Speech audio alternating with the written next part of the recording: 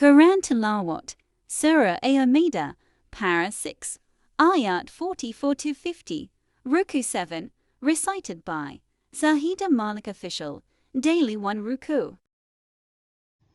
إنا أنزلنا التوراة فيها هدى ونور يحكم بها النبيون الذين أسلموا للذين هادوا والربانيون والأحبار بما استحفظوا من كتاب الله وكانوا عليه شهداء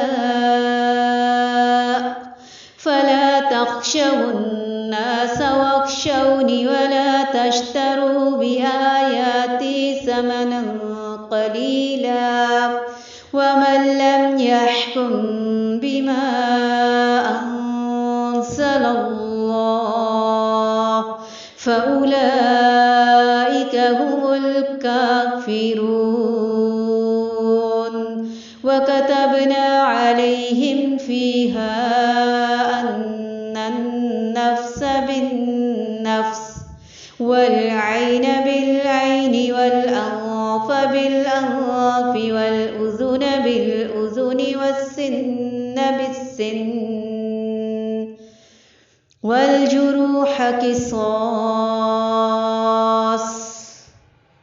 فمن تصدق به فهو كفارة له ومن لم يحكم بما أنزل الله فأولئك هم الظالمون.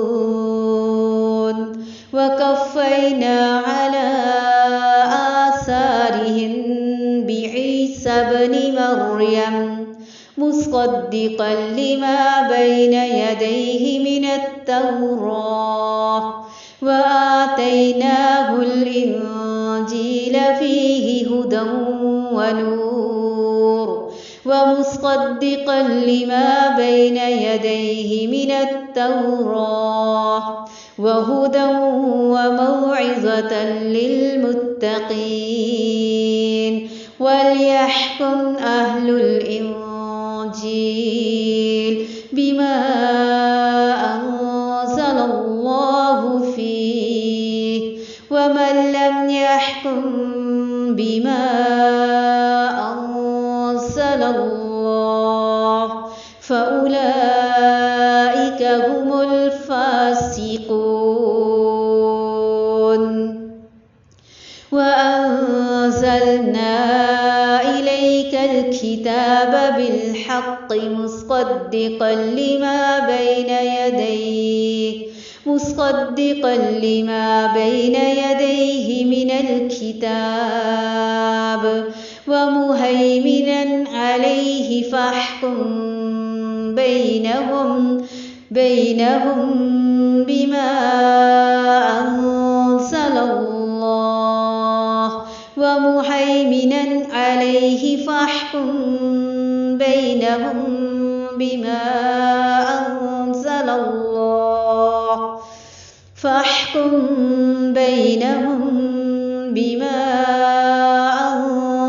الله ولا تتبع أهواءهم عما جاءك من الحق لكل جعلنا منكم شرعة ومنهاجا ولو شاء الله لجعلكم أمة واحدة ولكن ليبلوكم فيما آتاكم فاستبقوا الخيرات إلى الله مرجعكم جميعا فينبئكم بما كنتم فيه تختلفون. وأن احكم بينهم بما أنزل الله ولا تتبع أهواءهم واحذرهم فاحذرهم أن يفتنوك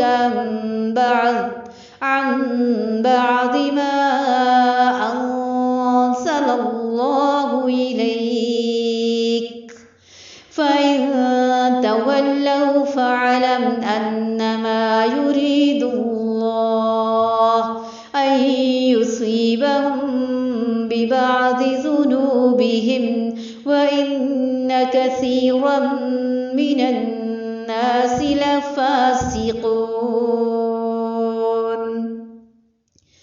أفحكم الجاهلية يبغون ومن أحسن من الله حكما لقوم يوقنون.